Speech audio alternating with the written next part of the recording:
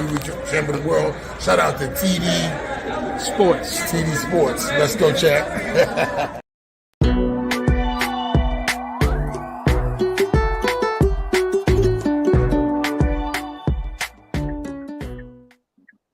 What's good, YouTube? What is going on? Welcome to another edition of Friday Night Sports Talk.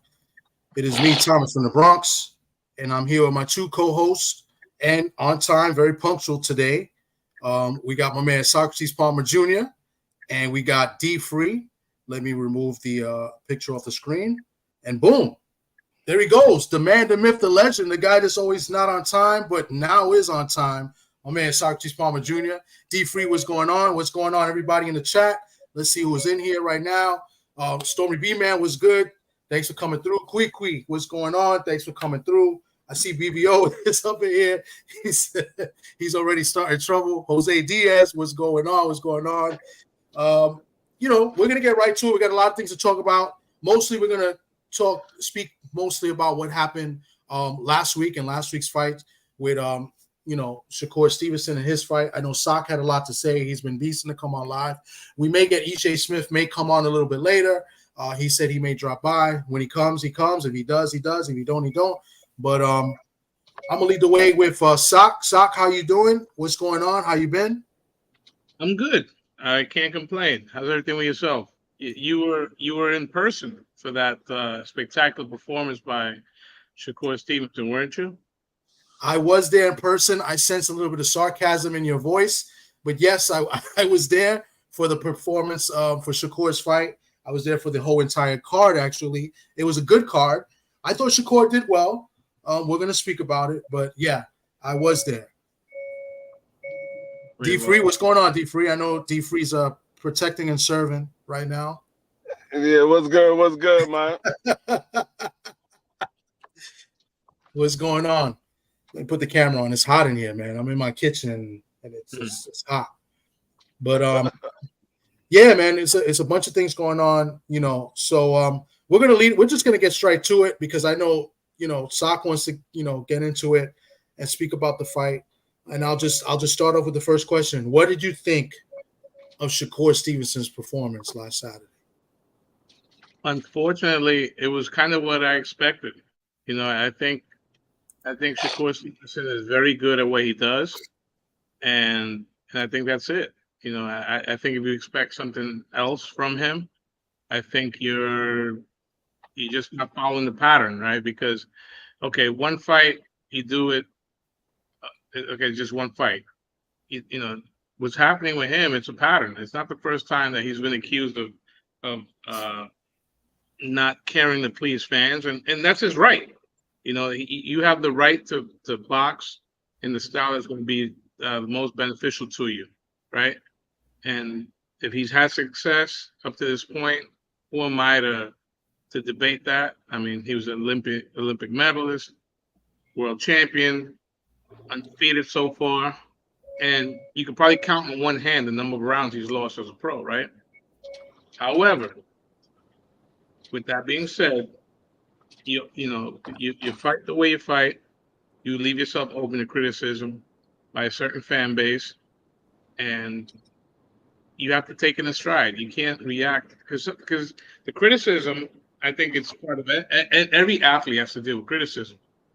My thing that I think is just really like a reflection of him is how he's reacting to it. He's showing more fight, with his fingers, on his phone than he actually does in the ring. And, he can say he doesn't care, but he does care.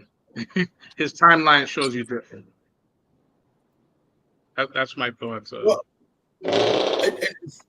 speaking of that, where he does care, he does care what the people think more than what he thinks, in my opinion. And that shows in all the tweets that he's been giving out, on social media or in, X, aka Twitter. He's been starting wars with everybody. He's been picking fights with anybody that criticizes him, even if it's constructive criticism. He's snapping back at them, calling people bums, saying that he'll slap them, picking fights with people online and retired fighters rather than, doing what he has to do in the ring. You know, so I mean, the latest, I guess he got a Coppinger was the latest that I saw. You know, obviously Ishe Smith, him and Ishe went back and forth. Hopefully he'll come on later and he can speak about it himself. Timothy Bradley, he went at Timothy Bradley, you know, called them names. Andre Berto, you know, and it's, I don't know. I mean, you know, he's emotional. I mean, is that a fair assessment to say he's an emotional man, emotional fighter? I mean, is that the right word we can use for him? Hey, I think it's fair because that's how he's reacting. I don't know if it, I mean, am I going to play amateur psychologist here? Was Shakur raised by a single mother? I believe so. Yeah. Yeah. And that tends to show you a lot. You know, he's acting very, he's displaying a lot of feminine tendencies. How's that? and basically, here's the thing. Okay. One thing is to say, oh, you know, you never fought before, so how can you criticize? Granted, you know, I'm 0-0, and it's gonna stay that way, right? But when you have other fighters calling you out on your performances, Marcus Brown, Marcus Brown is another one. Yes, Marcus Brown got at him. Ishe Smith, former world champion. I mean, you know, you have to take some accountability. Now, you know what? Maybe it's just what he is, you know, and you know, when you build somebody up, right, the way Top Rank and ESPN did, you expect a certain level of performance. You expect a standard. And if you ask me, has Shakur lived up to the hype up to this point? No. I'm sorry. You know, he's got a couple of good wins, but let's remember he's also, every title he's won has been vacant, if I'm not mistaken. The Valdez was not. Valdez was a champion. He beat Valdez to win the title. Okay. So before that, you might be right. And then this last one against what was it, De Los Santos? That was a vacant title.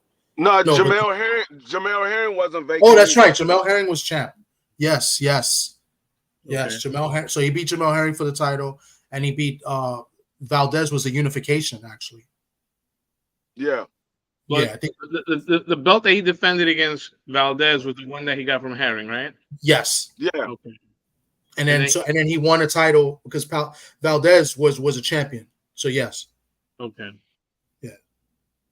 So, but with that being said, I mean, you know, I'll play devil's advocate because we can't all be on the same thing unless, you know, it's unanimous. You know, his last performance against De Los Santos to me was a stinker.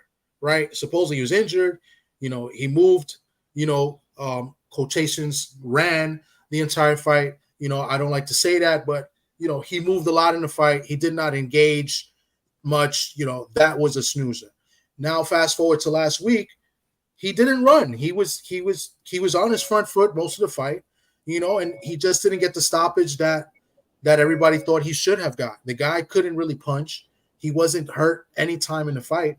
You know, and I guess many feel that he should have, you know, pressed the gas and got him out of there. So, you know, it's apples and oranges, right? You know, De Los Santos did not engage. He moved around, quote unquote, ran. Fast forward last week, on the front foot, he did engage. He put the pressure on, you know, and it was Artem Harunanen, whatever. He was the one that was pretty much running and moving. So, you know, you're damned if you do, you're damned if you don't. On top of that, that card, I believe, was the highest rated card of the year so far. I think the entire card did well. The ESPN, the ratings, I think it was the highest rated boxing, I guess, non-pay-per-view fight of the year so far.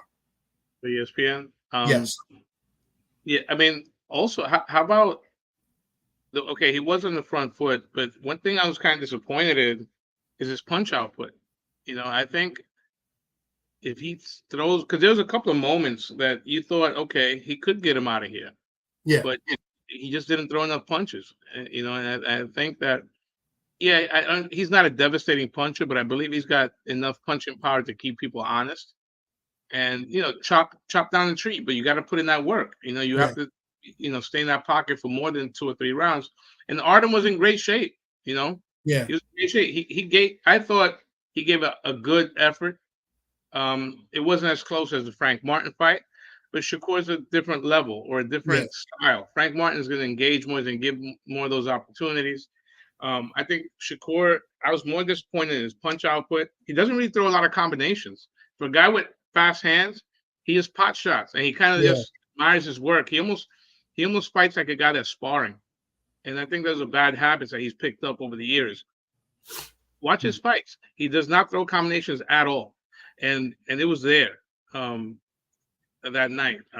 Especially I agree, because especially he hurt him to the body a few times. And he didn't go to it. And I see what you're saying, and I hear what you're saying. I know what you're talking about. He doesn't really throw combinations. You're right. No. It's I don't know. He's looking for the big fights. He's a free agent now. You would think he was in his home, town again. I believe that was his 3rd or 4th time fighting in Newark, headlining. And you would think he would have put on a great show. I thought he put on a decent show. I thought he came out and he did way better in his last fight, but it wasn't the performance that we all wanted, right? And then obviously the fans of Newark, because a bunch of them left the arena, and they announced a gate. Excuse me? Did they announce an attendance when you were there? I don't recall the gate, but it was almost sold out. It wasn't sold out; it was almost sold out. But they did about not. 8,000 people. It looked like. I think it was more than that, because the capacity is 16, I believe, and they did not sell tickets for seats in the top tier. So if I had to guess, I would say close to 14, because it was pretty filled up. Maybe a few seats here and there, but it was, when it got to the main card, it filled up. So, okay, so Artem, let's look at Artem for a second. Yeah. How would you classify Artem? B level, C level? I'd say like a B- level. Okay. Where would you classify Kambosos? Wow. So if I'm giving him a B-, I would think Kambosos is better than him. About a B, right? Let's say a B. About a B. I think he's he hit the lotto that one night, but he's a former world champ, right? Yeah. What did an older former world champion do against Kambosos on the road? He smoked him. If you're talking about Loma, and he stopped Vasily Lomachenko, the guy who supposedly is definitely afraid of Shakur Stevenson. Loma would rather be in the dark room with Putin than Shakur, according to Shakur, right? He'd rather be in the room with the KGB and Putin than be anywhere near Shakur Stevenson, because Shakur Stevenson is going to hurt Loma, right? Yeah. All right. What did Loma do to a B-level fighter on the road? He stopped him. That's what I expect from a young guy who's still not a superstar, who's a star.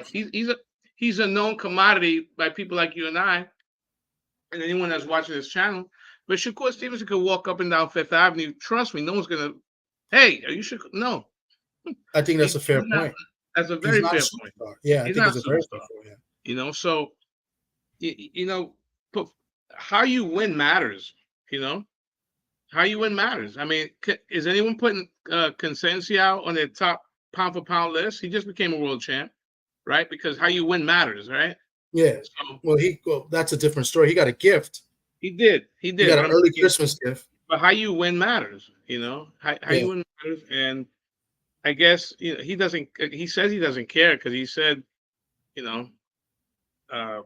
doesn't care about the fans. And eventually that's going to come back to bite him, so you can't be all sensitive when people are calling you out for being a boring fighter. Yeah. But Sock, how can somebody say that he doesn't care and he doesn't care about the fans, but he's attacking everybody that critiques him or says that he's boring, or says, that he didn't do what he had to do, to entertain, or whatever the case may be. So he contradicts himself. He says that he doesn't care. He rated himself fairly. He said he gave himself a C-, right? But he's going attacking everybody that critiques him and says that he didn't do well. So, what's wrong with this guy? What do you think it is? I think he's too arrogant for his own good. I think he's been hearing he's so great for such a long time. Mhm. He thinks he walks on water. His shit doesn't stink, and he's beyond any type of criticism. I think that's what it is. I think he's a spoiled brat. I think he thinks he's a thug because he hangs around thugs. I think he's twisted. I think I mean, look, he's a very talented guy in the ring. You can't deny it. And like I said, he's lost maybe 4 or 5 rounds his whole career so far. Yeah. He's brilliant at what he does, but it doesn't translate into what the average fan wants to see. And people say, oh, the casuals. That's like the buzzword. Mm-hmm. What? 3,000 miles away. Ironically, the most exciting lightweight in the world is fighting outside of you know what? William Cepeda. Yeah. Cepeda was fighting. And he took care of his guy in 3 rounds. And that type of style resonates with viewership, resonates with fans. And Shakur, his fan base, they want to say it's, they fought him in his hometown, but like you said, people were leaving before the fight ended. Same thing happened his last fight too in Vegas. Mm-hmm. It's not the home crowd. It's not the dance partner. It's like like Michael Jackson said, you got to look at the man in the mirror. Yeah, yeah, that's a very fair point. Yeah. D-Free, you there? He might be a little busy. Wanted him to touch up. Oh no, there you I'm good. I'm good. Okay, chime in anytime, bro. Chop it up. Yeah. Chime in anytime. Anytime you want, just speak. BBO is going to come up. I think Shakur did well in the fight. We gotta be honest. Nobody stopped Hartanium. Nobody stopped him. So I think Frank Martin is a bigger puncher than Shakur. He didn't stop him. So I wasn't expecting Shakur to stop him. Everybody that was expecting Shakur to stop him was sitting there drinking a Shakur Kool-Aid. Y'all was looking at the man to do something that he didn't do. Do you ask a lineman to be a running back? No, he's a lineman. That's what he's going to do. You don't expect him to run the ball. So I don't expect Shakur to knock anybody out. If he do, it will be great. You will be exciting. You will be surprised. That will make a wonderful ending. But did it take away from the fight? Not if you knew what the fighter was. Y'all was looking for the fighter to be something that he wasn't. So I didn't expect that from him. I criticized him because he was saying something that he didn't deliver. That's what I criticize him about. And I also criticize because Shakur is supposed to be, and I heard my man Sock say it, Shakur is supposed to be a hell of a talent in the ring. He's supposed to be an A-level fighter. We look at Shakur as a certain level of fighter at 135. Well, when you at that level, you should not have a problem cutting the ring off. You should not be arguing with your corner when he telling, hey, well, if I step this way, he's only going to step that way. And if I step that way, you ain't supposed to have that problem. You supposed to know how to figure it out. That's what we look at you as. So are we looking at Shakur for more than what he really is? Because I've said it up until this point. If you look at Shakur, he really only got 3 notable names. Everybody else that's on his resume are subpar opponents. They ain't the world beaters that we expect them to be. So we know how good he is, but against what type of talent. So until he start facing guys who's on the same level or close to his level, and he start putting on that type of performance against them, how good is he really is? Because we say these same things about Tank Davis. Oh, he ain't really fighting nobody. He was fighting these guys that wasn't in his weight class or whatever. We said the same thing about Devin Haney. Oh, he fighting guys that's past their prime, or he fighting guys that's much smaller than him. So we got to keep it 100 when it comes to Shakur too. Look at the opponents that he has faced in his past. They ain't nothing but 3 names on there that you can say, okay, those guys are notable names. Yeah. But what level of fighters were they when Shakur fought them? So I mean, just got to be realistic when it comes to the fighters. I agree. And another thing, and welcome BVO's on, but real quick before BVO gets into it, I've heard this. I want to say Story B Man, and I've heard him this past Sunday. He said it best. Shakur did okay, but we haven't seen Shakur step it up or change that gear. Put it into a different gear. Like he just stays the same. And Sock kind of referenced it earlier. He didn't go for it. I know what you're saying, D Free, and I agree with you. Like, this guy hasn't been stopped, and we wasn't really expecting, for Shakur to go and get the stoppage, but he didn't really go for it either. He didn't really take chances and put it into that next gear to try to get him out of there. Like he just fought pretty much the same way the entire fight, So, and I think that's what fans are frustrated with. Especially in today's day and age, that's what fans want to see. They want to see more action. They don't respect the boxing, the art, the science like we do. Or what we're used to when we, as kids, the way we grew up watching the sport. Today's fans, they want to see blood. They want to see, they want to see wrestling. They want to see, people go at it. And they don't respect the sport. And I think they would respect it a little bit more. Or respect Shakur a little bit more if he would just, take the chance and go for it. You know what I'm saying? Like, Puerto Rican time to salute, man. No. But you know what's going on, brother? I part of the exactly science is placing your punches. Part of the science is placing your punches, like D3 had mentioned earlier, cutting off the ring. That's all under the umbrella of the sweet science. It's not just hitting and running and bullshit, and like that's where a lot of guys get confused. Oh, you don't appreciate boxing. No, look, I am of the philosophy of Manuel Stewart.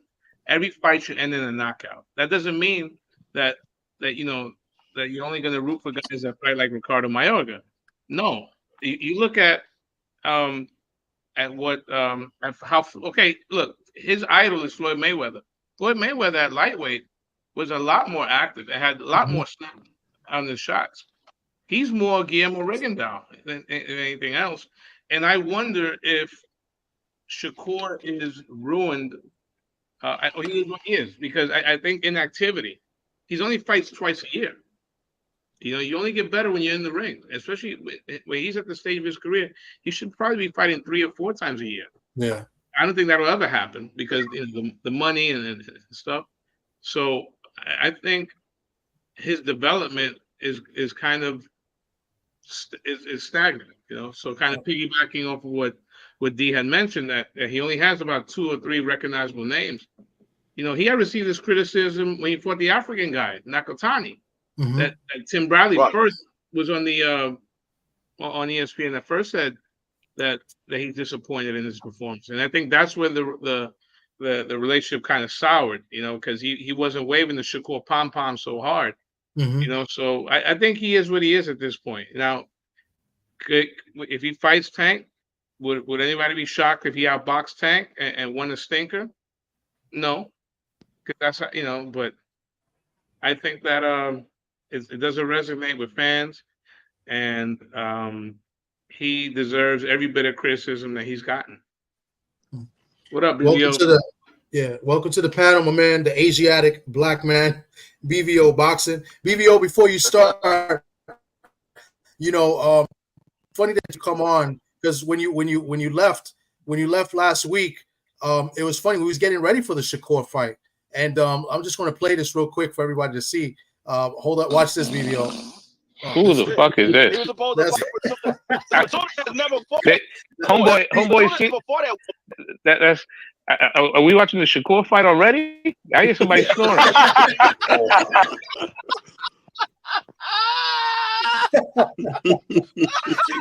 So BBO, what's good? I guess BBO, how do you feel? Because you was ready for the Shakur fight real early that Tuesday. That Tuesday night, you was ready, bro. Welcome to the panel. How you doing, BBO? Oh man, que pasa to my brother Puerto Rican Tommy, man. Much love to my African brother, man. So, and salute to the Puerto Rican Prince D Free. I'm not gonna get up here and bash Shakur because I've been doing it all week. The thing is this: you gotta know who you are, and I think the worst thing, and one of my favorite plays this season, and Brutus says it all the time, and that he said a big thing on that play was one must be true to oneself. If you are Pernell Whitaker, if you are Bernard Hopkins, you can't talk about how you're gonna beat people up. You gotta just tell people, hey, I'm going to outbox him. I'm gonna put on a performance. And what Shakur does is he's like two people. I get what Sock's saying. He is hanging out with thugs, and you see the dimples and the smile. I mean, Shakur should be doing Target commercials. He should be on Target. He should be on Home Shopping Network. He should be everywhere. But he wants to play the tough guy. I mean, he just doesn't know who he is. And I mean, he's a terrific boxer if you want to get some good rest. And I appreciate him doing that because some people really needed that rest. I just think going forward, man, he got to be like B-Hop and let people know I'm coming to outbox you and stop talking about you going to knock people out. And it's just that simple, man, because we got a lot of good guys. Like, you can't let a guy like Abdullah Mason, who's from Cleveland, Ohio, just show you up on your own car. Keyshawn Davis with a terrific performance when the guy was in there trying to wrestle him. You can't let people outshine you on your own car like that. We would have thought Abdullah Mason should have been the main event the way Abdullah Mason closed the place out. And, he got some guys dipping on his hill. Abdullah Mason, one of my favorite, Emiliano Vargas. We got a lot of good young guys coming up. So Shakur got to get his act together, man, because he's going to be one of those guys that's going to get ran right over because Abdullah Mason from Cleveland, Ohio, man, he shows he got everything. I mean, he beat a dude to death right on Shakur's card. I mean, when you beating people dead, like, that's the same. We shouldn't be more excited about the doggone, first fight than we are the last fight. I mean, he's probably the only boxer I've ever seen. You can tell me if I'm wrong, Sock, I've seen people really going to sleep at the fight. Terrence Crawford was asleep. Andre Ward was calling That's hard. true. They showed a clip of Terrence Crawford asleep. That was crazy. That was terrible. My goodness. It's terrible. Look, who else was asleep? You know who else was asleep? Hold on. To set up his offense, he's going to struggle with him. That's a big good one, too. Man, he put that right hand out there. Third round. Went to the body on the inside against Hartunian.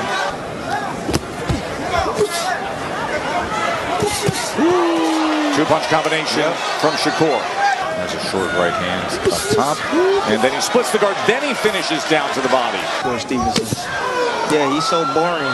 From our crew. And look at the defense. Right in front. Right in front. Yeah, not you running. Said he's not running.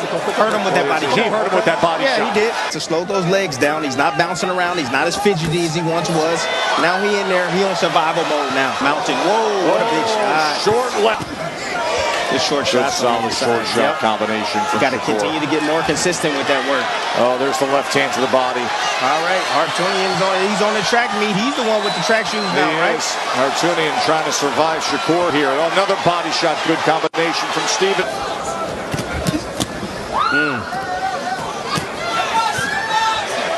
Hartunian's still strong. But you either got to create your offense off your jab, Tess. All right, that's enough. You can tell Tom's been hanging out with BBO too long, man, showing crazy videos now. That's crazy. Yo, that's messed up, bro. But go ahead. I don't know who was next. I just had to throw it in there because you said they were sleeping at the fight, so that was a good cue. Yeah, man. Look, look. When you face a guy that you know that you're clearly better than, you're supposed to perform better. That's just my opinion. I remember Pernell Whitaker knocking out Juan Nazario, and Pernell's was not a devastating puncher, but he was in there against somebody that he was just light years away in terms of talent and ability, and he stopped him. To win a world title. I saw Pernell Whitaker down in the cards. Yes. Out Diablo Hurtado when he was about to blow the bag against Oscar.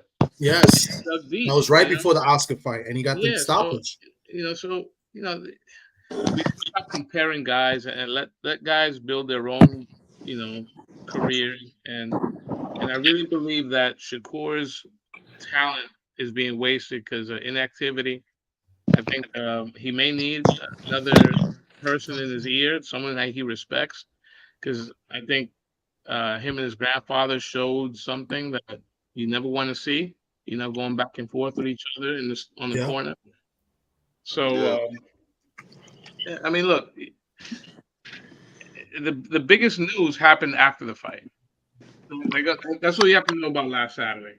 Shakur made more headlines, on Sunday morning and up until this week that he did, for his fight. And honestly, looking like what BDR mentioned, the fighters like Emiliano Vargas and Abdullah Mason, I don't think Top Rank is going to miss off their roster. Top Rank will not skip a beat. Yeah, I mean, Shakur could go on the headline, pay-per-views or whatnot, make millions and millions of dollars, but I think that he's easily replaced. Well, there's a rumor that Top Rank. Yeah, there's a rumor that Top Rank. Say that again. I'm sorry. That's part of the reason he's so butthurt. That he's not the only pretty girl they have. Yo. There's a rumor that Top Rank upped the offer because of the ratings that it did so well. But I don't know what truth is. It's not like it's not like it did a great rating either. I mean, we're talking about what they said 1.5. I mean, that was their best rating in 3 years, huh? That's still not a great number. It's not. Yeah, I mean, if you say like 1.5, Monday Night Raw back in great. 1998, it's a bullshit number. Anyway. You gotta understand that was on free TV, and they did 1.5. Thank you. That was their best rating in 3 years. Mississippi State versus freaking Central Michigan would do double that. We talking about football. Football is number one. No, come on, man, stop it. This what I'll say, man, because I don't want to be, I don't want to be the guy that just laying on the Puerto Rican kid too heavy. Pause. I just want to say, man, he's terrible to watch, and he's boring. And if you want to watch him, that's what you got to do. You got to deal with him not bringing the fight to the guy. He hit Artem with a couple body shots. He could have stopped him. Yeah, let's not forget. Pillow fisted Pernell Whitaker knocked down one of my favorite fighters, Oscar De La Hoya. So great punishment. You can get some power if you know how to throw them punches, man. And he dropped De La Hoya in that fight. I don't think he dropped De La Hoya in that fight. Yeah, he dropped him. He dropped him. He got credit for a knockdown. Yeah, his glove. Yeah, he dropped him. Okay. Yeah, I forgot you don't watch boxing, Puerto Rican Tommy. But the thing is, I think it's just hard, man, because even with your guy, man, Shushu has showed us some power that I didn't even know was there. I think it's just a lot of guys who are going to be more spectacular to watch than Shakur. And going forward, I mean, Abdullah Mason, Emiliano Vargas, it's going to be hard to keep up with them young pups, man. Especially Emiliano Vargas. I mean, he looks like he's ready to make $100 million right now. But hey, I was impressed, even though he's you're wilding. But I was impressed with Keyshawn Davis. Keyshawn Davis impressed me. He went for it. He didn't stop the guy. The guy was tough, and he hurt that guy multiple times, but he just kept coming. I was very impressed with Keyshawn Davis. So I wasn't impressed at all. Wow. So speak about it. No, that was a horrible performance with Keyshawn Davis. That they was out there wrestling. I didn't see Keyshawn put a DDT move on. That shit was horrible. But the other guy was dirty because he was getting hurt. Yeah, I mean, Keyshawn was being dirty too. But I just thought it was a horrible performance. I think Keyshawn's supposed to have this power. I didn't see the dude get hurt not one time in that fight. No, he got hurt multiple times, D-Free. You can't say that. I didn't see him get hurt. Maybe you saw something differently. I didn't see him get hurt. You got to watch it again. He got hurt multiple times. He just kept coming. He was buzzed a few times. Well, if you hurt and he came at you, why you couldn't put him down at least once? That's a fair point. Yeah.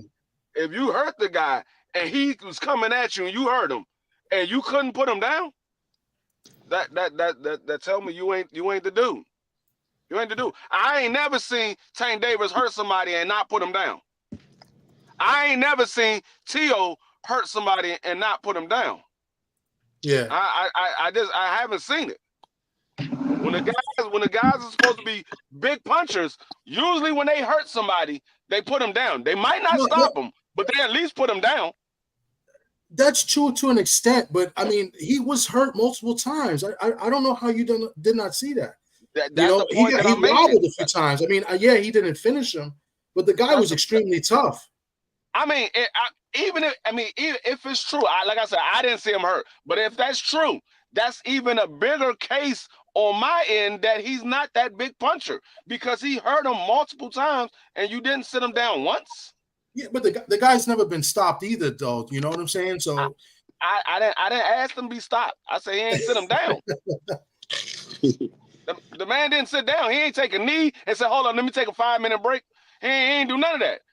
I mean, I saw Artem get put down, and he wasn't in there with a quote unquote big puncher like Keyshawn's supposed to be.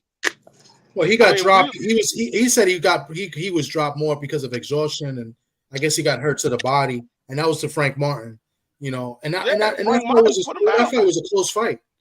But yeah, Frank Martin put him down. That's what I'm saying. When you the big puncher, you at least supposed to sit your man down once.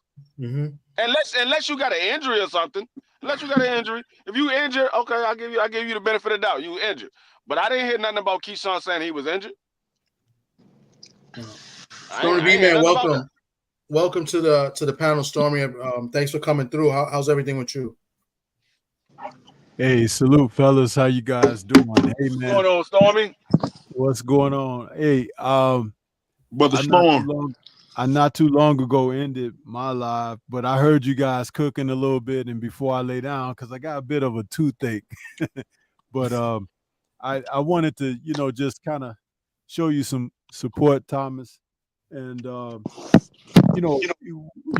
got a good conversation going on about these guys. But I'm going to throw something in the arena here that nobody thinks about, but I often express many times over. These guys today are not schooled properly with whatever their strengths and talents may be, whether you can box and move, whether you're a guy that can punch like the Dickens, whether you show a great balance of ring aptitude, things of that nature, they are kind of missing the teaching to cultivate what their talents are. And it's not an easily thing to dismiss, because I can shoot holes in each and every scenario like Swiss cheese, because you take a guy like you were just talking before you put me on about Keyshawn. Now, Keyshawn is a pretty decent talent. He has a bit of that balance that I talk about the athletic talent, the ability to got a little pop in his punch. He's got some hand speed. We know that he has a little courage because he'll get in your face. However, we don't see him. We don't see Shakur. We don't see some of the other fighters of notoriety. Mason is still coming up, but he's showing us a lot, and that's very exciting. But these guys who are supposedly already established, what you're not seeing is the ability to set the opponent up. Even if a guy isn't really on their level, they can't set the opponent up.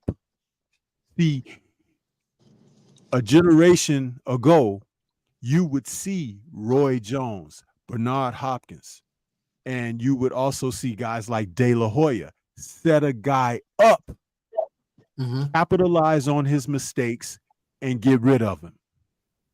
It wasn't about the punching power.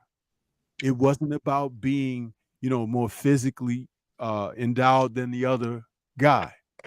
It was about having the schooling to know that, there are some guys you could get them early There's some guys you could get them in the middle of the rounds because the aspirations that they have of trying to compete with you to come in and be excited that they're getting this title shot or they're fighting this named fighter.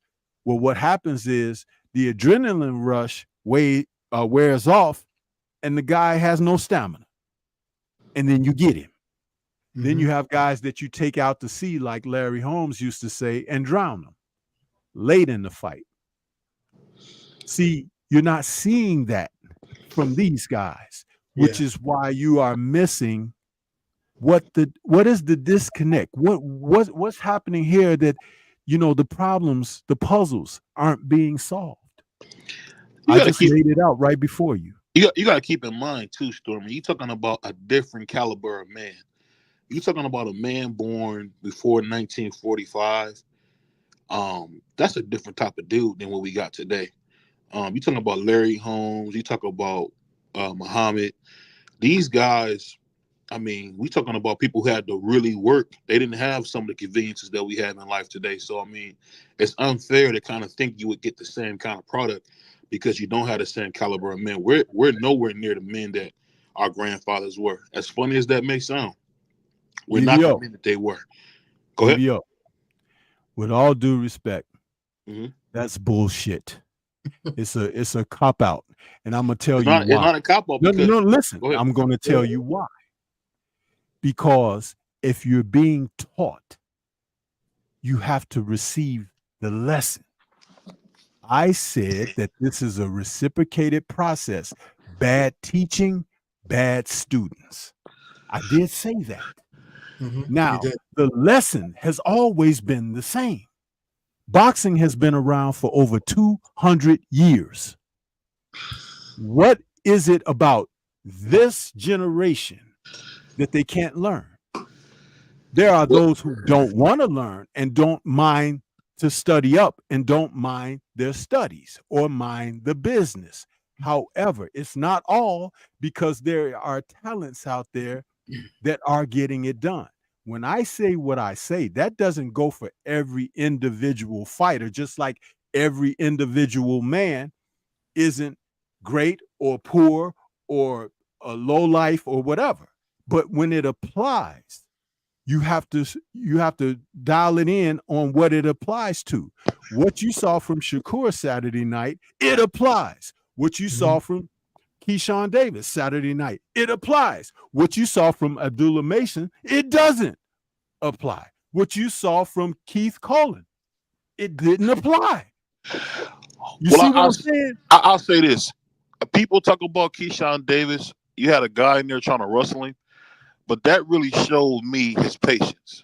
He couldn't be rattled. And even though the guy was in there trying, as the Puerto Rican Prince said, trying to do wrestling moves, DDT him and all that, let's be honest, he was in there still hitting precise shots, getting him out of there.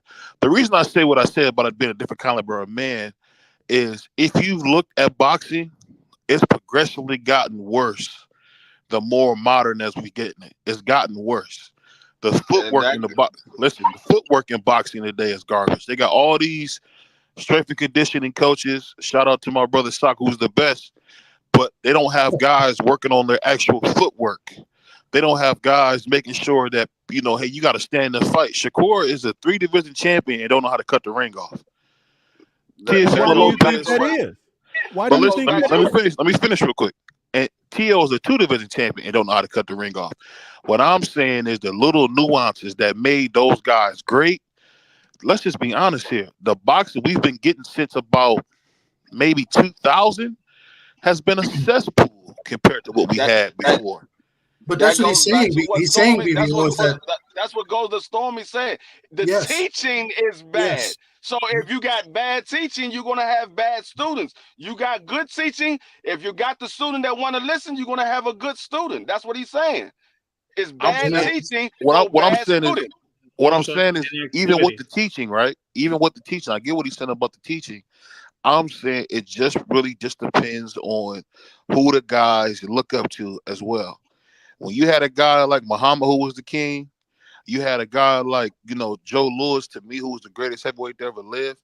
you had a guy like him as the king, it changes things. These guys grew up watching Floyd talk trash, play games, and they didn't realize that the true Floyd was the guy that we seen at 135 beating guys up his size. And then he used his mind when he had 2 bad shoulders and was able to do it. And I always hear Sugar Ray Leonard say that he would knock Floyd out. So you can say maybe it's teaching. I just think the pace and just the natural, the competitor that we have is not the same. The want to and activity also. Go ahead. What was that sound? Inactivity. I had said it earlier. Oh, that's a great point as well. You know, my African brother Socrates said it best. That's a good point too. Go ahead. Twice a year. Yeah, only the champions fought every 9 months. Only the champions fought every 9 months. Not everybody. Not even. I remember James Toney. You know, James Toney fought. I don't remember the year. It's not 4 or 5 times one year when he was middleweight champ. It's not only champions, it's individuals. It's the person. If the person only want to fight 9 months, that's the person. It ain't that's because you're a champion. It's no rule saying because you're a champion you only have to fight every 9 months. No. That's what I'm saying, that was the luxury of this is something that came directly from I understand. I understand that, but I don't care if you're a champion or you're a newbie in the game. You're supposed to be active because an inactive champion can be a champion for only one defense. Yeah. Because you're inactive. I remember when Ali was champion, he fought 5 times a year, and 4 of them were on foreign soil. Yeah. In 1 year. You know, I mean, fighters are not doing that anymore. Look, I mean, and like I said, you don't have to even go back to the Ali years. I mean, in let's see. I'm looking at James Toney specifically. He fought in 1991. He fought 1, 2, 3, 4, 5, 6 times in 91. And he was a champion. Yeah. So, you know, I mean, look, your skills diminish when you're not using them, right? And Shakur, you know, he doesn't have a lot of fights, you know, under his belt. I think that's there's a lot of factors, you know, to why he's not probably performing better than we expect. He's just, you know, what example of he's not that guy, talking man. about He's not. I think he's too arrogant. He's just not that guy, man. Stormy, no, another example to what you're talking about is what happened earlier today. Zanabek had to pull out of his fight. Mm-hmm. Now he hasn't fought since last October. Yeah. But he's a world champion. And he had problems making weight and everything to the degree that, you know, he's in the hospital or had to go to the hospital, couldn't make his weight properly and all of that. That's his fault. Yeah, he fainted though, man. I hope he's all right. Now, but yet and still, what we're talking about is, and I've said this too about a lot of these fighters. You're fighting at, I call it an artificial weight, meaning that you're depleting yourself to go down to a weight class where you could have certain advantages, but eventually that will turn around on you and you'll be at a tremendous disadvantage because you can't deplete the body on a continuous basis like that. It's like playing roulette. Okay. But when guys fight more at a weight where they should be, you see a guy being fully substantiated by what he brings to the ring.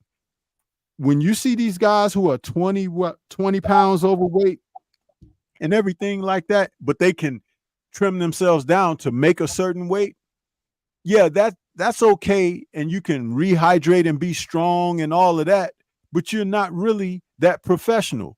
Marvin Hagler used to walk around only somewhere between 10 to 12 pounds over fight weight. You understand? Yeah, you can say that, Stormy, but Muhammad was known for fat camps.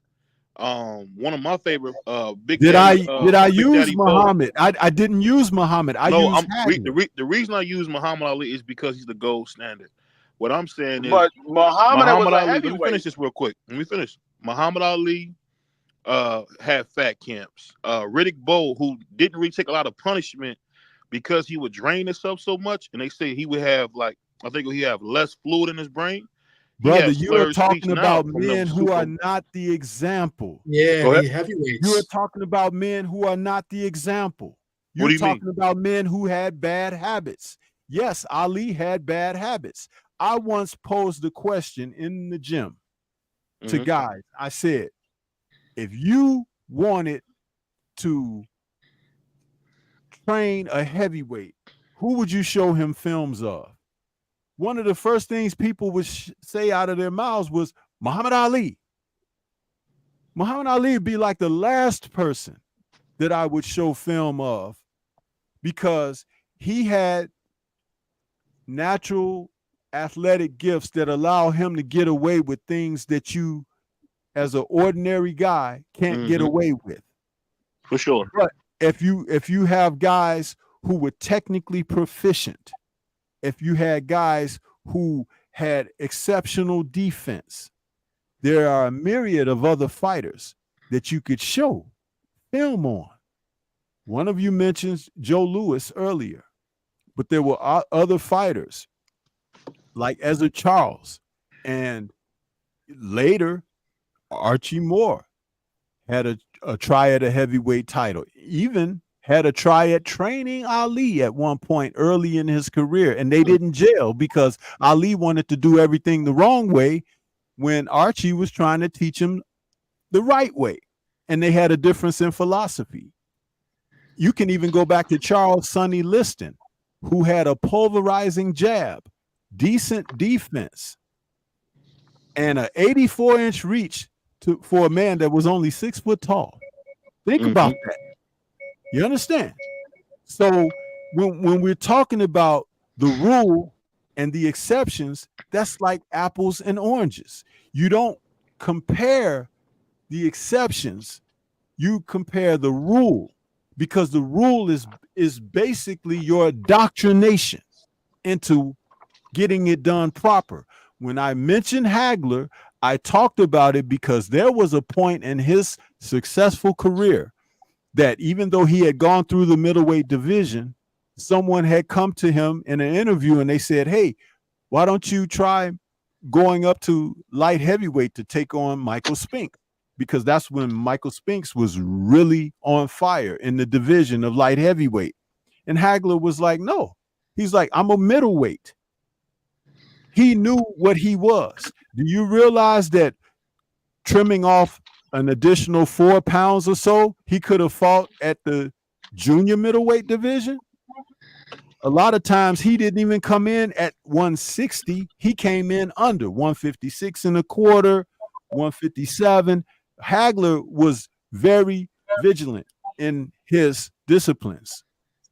And see, that's why I mentioned him, because when you are a fighter, you have to live the life, and that requires a lot. And the number one thing that it requires is discipline, because when you hold the discipline and you keep yourself in a certain place of conditioning, you can receive instruction, you can think faster, your judgment and everything is on point.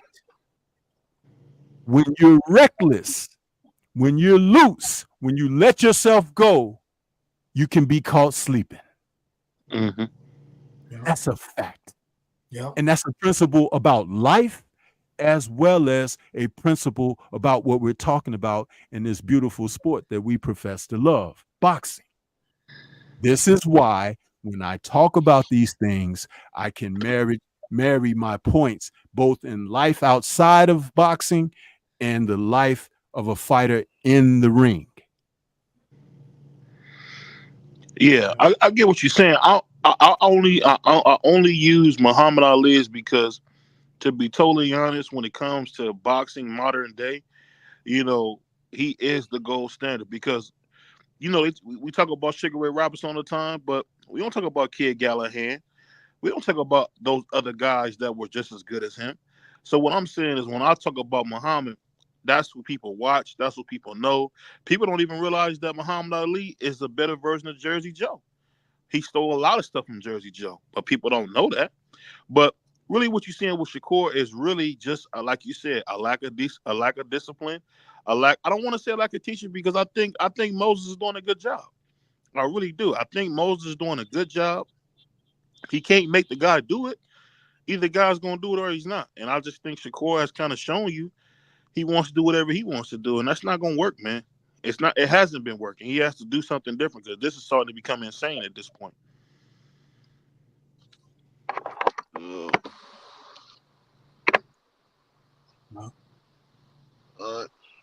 Good points across the board. Stormy, thank you. I appreciate, the education. That was pretty good. It was very good, not pretty good. Appreciate that. I mean, we're all up here picking on Shakur, and is it just?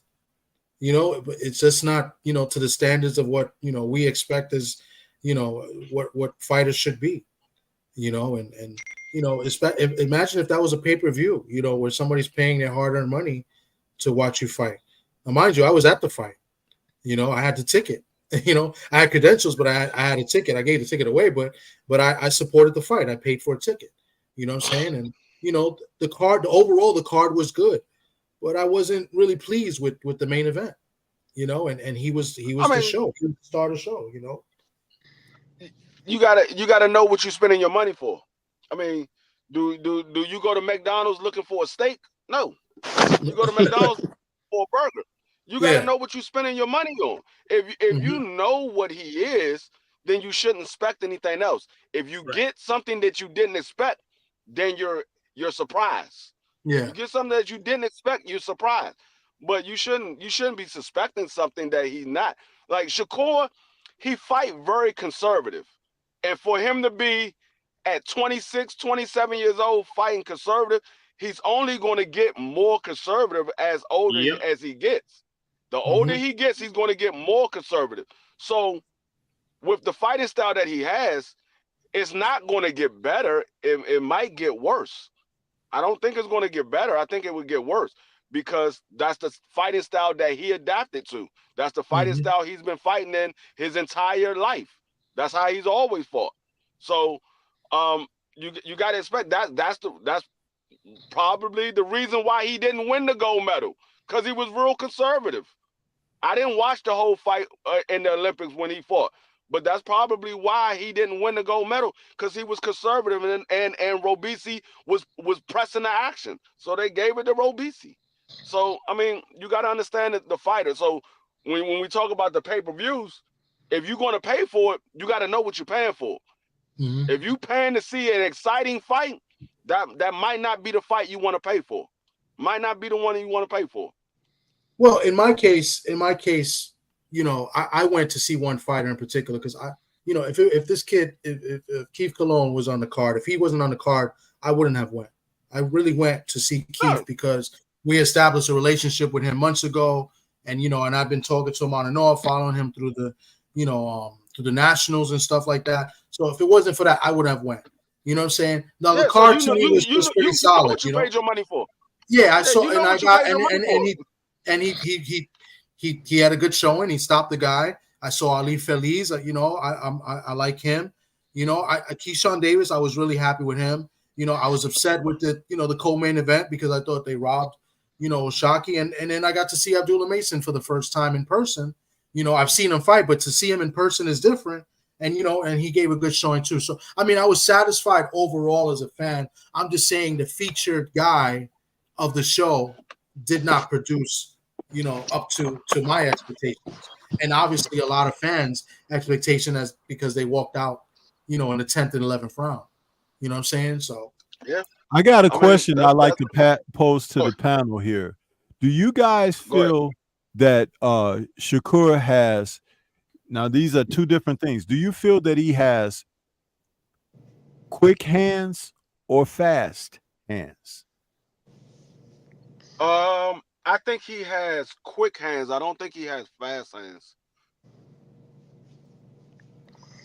I think he has fast hands. I don't think he has quick hands. I don't really see him quick. I think he has quick reflexes, defensively. But as far as but I would like everybody. Yeah, that's just my, because I'm going to drop something in here on that. Yeah. Sock?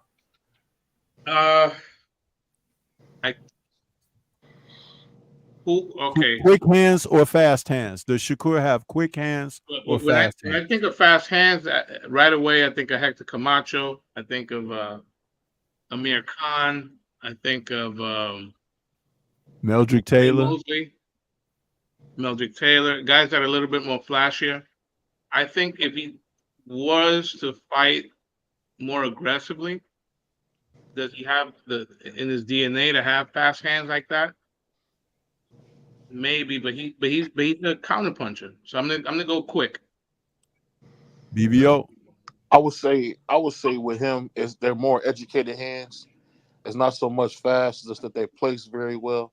That's what I would say. More educated hands and fast hands. Okay. Now, it's interesting that the perception and the reality. I've coached guys. Thomas is right. He has fast hands, but you can't see it because he doesn't let them go. He will not throw more than 3 punches at a time. Mm-hmm. When you are in a configuration, a small box like that, elite, experienced fighters will take advantage of that. They will draw you in to do what you do normally, and they will take advantage of it. The reason that you don't recognize the hand speed is because it never goes past 2 to 3 at a time. And I believe somebody said that earlier, that he doesn't throw combinations. I don't know who was it that said that. That's the point I'm getting ready to make. Yeah. When guys like Hector Camacho, Meldrick Taylor, and a couple of the other brothers that you mentioned, what you noted of them was when they let those hands go, what happened with the opponent is the opponents would usually shell up and go on the defensive because there's an onslaught. They don't know when it's going to stop. And they figure that if they try to do something, one of these shots is going to get in. I'm going to get caught. I think it's true. It also applies mental pressure on the opponent when you're opening up in this manner.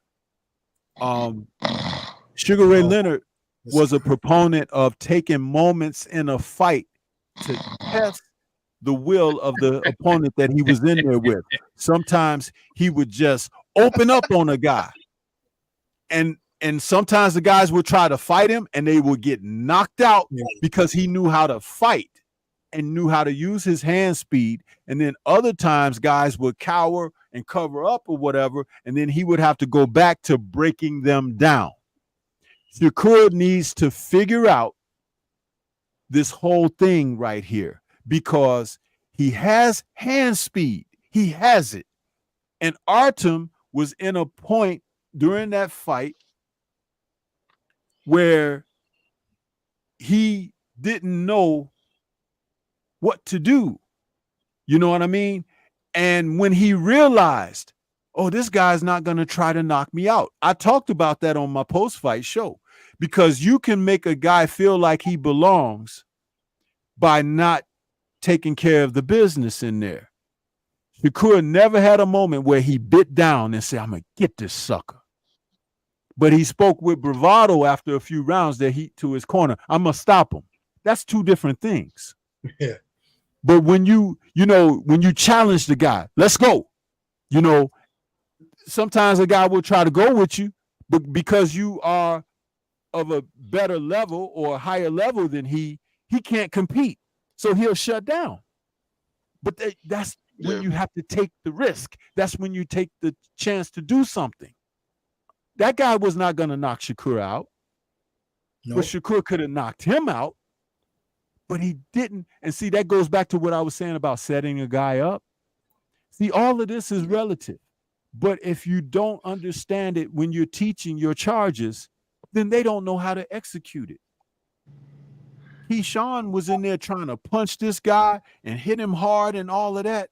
But what is the old adage that many of you say all the time? Oh, it's the punch that you don't see, right? That could get a guy out of there. So why is he going Yep. in there? He's not a brutal puncher like a Mike Tyson, but why isn't he using the speed and the finesse and stepping over on the angle and shooting a shot down there, or making the guy look at something and giving him something else, and then take advantage of his advantage that he has in speed, quickness, footwork. You see what I'm saying? These are the dynamics. But if you could have you ever play cards and a guy have a winning hand, but he don't know how to play, so you end up beating him, and then when you throw your cards down, and you be like, man, you should have won. You had the aces, you had this and that, and it'd be like he just didn't know how to play his hand.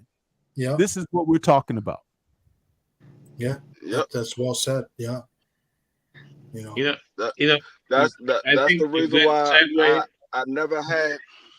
That's the reason why I never had Shakur beating Tank Davis. Tank Davis know how to set up. He know how to set up his opponent. Absolutely. That's why I keep telling people. They were like, oh, Tank Davis hasn't fought nobody on the level of a Shakur. But you got to understand, with Tank Davis, he sets his opponent up because his ring IQ is better than his opponent. And once he figures out, he'll throw a feint to see what your reaction is going to be. Once he see your reaction, he's going to come back to it. You don't know when he's going to come back to it, but he's going to come back to it because he already knows. He already made that mental note in his head what your reaction is going to be to this shot that I'm throwing. If you pay attention, Tank Davis usually throw a shot to see what somebody's going to do. And then a few rounds later, he throws that same shot and it puts him to sleep. I mean, I get what you're saying, but the thing with Shakur, man, is just that he just does a lot of things that makes him hated. He talks a big game. He don't back it up. And he says something to me, which I'll never forget, is F the fans. So, my whole thing is F you back. So when you say stuff like that, that just shows that you have no respect for the people who pay your bills. And you can tell me if I'm wrong, Sock, but I think it's disgusting, man. The guy is almost take a page out of his mentor, Terrence Crawford's book. It's always F the fans. And it's like, it's everybody's problem but his own. All of a sudden, fans were paid to leave. Come on, ain't nobody going to get paid to leave no Shakur fight. They was trying to get on the train before it got too late, man. But they got knocked in the head on the way home. So it's just like every time you turn around, Shakur is just his own worst enemy. I'm telling you, man. And I'm going to say pause. I don't want D-Free or Tommy to get me, but the dude looked like he should be doing Target commercials, man. He looks like he should be out and about, doing, Capri Suns, Kid Bop, all that stuff. He should be the kid running around in Skechers. But he like Sock said, he wants to play this thug role. He wants to wear chains, and for what? You're not a thug, man. You box. Cut the games out. And I think, unfortunately, what happens when you got a guy like Jay Prince, and I'm not blaming Jay, I'm just saying when you got a guy like him with that kind of street credibility, people get lost and want to claim that. And it's almost changed Shakur just like it did his namesake, because now he speak with a country accent. The dude's from Jersey. So it's like, at some point, man, Shakur got to get in that mirror and say, what can I do better? How can I be a better fighter? He's still fairly young in his career. And let's make the second half of my career better, because what he used to do was stand in the pocket like Roberto Duran, let you throw yours and then throw his. We haven't seen that in a very long time. So, I mean, it is what it is. I just hope that Shakur really can, hone in, get focused, because the skills are there. And one thing I want to say, salute to Coach Kenny on this, I think Shakur might need to go orthodox, because I think his right hand might be the power hand. He should, for the next year, in my opinion, he should try to go orthodox and see what he gets, because I think his right hand is the hand with the power, not his left hand. So his right hand might be his brick hand, because you notice when you throw that right hand, people kind of, they kind of back up a little bit. Got that Floyd sting you a little bit right hand. So I think he should try maybe going orthodox instead of going, southpaw. That's just an opinion for me. But Shakur, man, the sky's the limit. We just want to see him, put the work in. That's it. Sock, you was going to say something as well? You want to well, add to what BBO said? Well, not add to what BBO said, but basically kind of like move forward. What's next for Shakur then? Who do we think he signs with, and who? Okay, so I think it's the fight everyone wants to see is him and Tank, but does he get that? Do we think that fight happens in the next year or so? No, I don't think so either. So what's next for Shakur? Is it going to be more of the same? Like he's kind of like spinning his wheels because there's only so many dance partners out there that he can make a fight with. That's why the question I asked him was mostly because if he leaves Top Rank, the other two champions are Top Rank, which is Loma and the other guy from Ukraine. I believe he's at 135. The guy that beat Navarrete, that's 135, right? He's the other champ. And then you have Tank Davis, and Tank Davis supposedly going to fight Loma. So what option does he have unless maybe he goes up to 140? I mean, he's not going to fight Keyshawn, right? Because their friends. So who does he fight next? And then guys don't want to fight him too, to be fair, right? Didn't Pitbull Cruz pull out of a fight with him? Frank Martin pulled out of a fight too, I guess, but that was a money dispute. I believe Kambosos didn't want to fight him. So to be fair, and some guys forward, want to fight as well. But if you look back, it was a good decision by Pitbull Cruz's management because look where his career is. I mean, he picked an easy guy in Rolly and washed him, right? Mm-hmm. So it wasn't a bad business decision, and I think that Cepeda is probably going to fight the Ukrainian. I think that's because he's in the top 3 in all the bodies. Yeah. So I'm predicting that unless that's he may get Cepeda if he goes with a Golden Boy, because I guess De La Hoya gave him. They had some talks and stuff with his management team or whatever. Well, that would be a huge mistake, man. That would be a huge mistake. Cepeda is number 1 in every sanctioned body, so it might not be up to Shakur or Golden Boy if they mandate it, and Cepeda goes after Shakur is either going to have to take the fight or is he going to have to drop the belt. I can see Cepeda fighting the Ukrainian just to have more leverage and then you go for like a unification. Who though? I can see him fighting the Ukrainian fighter. Who's him? The 35. Dennis? No, but you're saying you can see Cepeda fighting him or Shakur? Yeah, Cepeda fighting him. Yeah, because Shakur won't get the fight. It's the easiest fight. Shakur the fight. It's the easiest fight to make because the Ukrainian doesn't really have much of leverage, and then if Cepeda has a title, then unification fights are bigger money. Yeah, that makes more sense. Because go ahead, D3. Sorry. Now the Cepeda. No, I won't say it could happen. We just got to see. I mean that with the Ukrainian, he got the WBO. We just got to see what the WBO is going to say, because if I'm not mistaken, that was a vacant belt. So yeah, he might be fighting him next. Yes. Mm-hmm. It was vacant. Yeah, that was a vacant belt. So yeah, he might be fighting him next. Because usually when you win a vacant belt, you have a mandatory right away. Usually, but we all know these sanctioning body moves funny whenever they feel like it. So it all depends.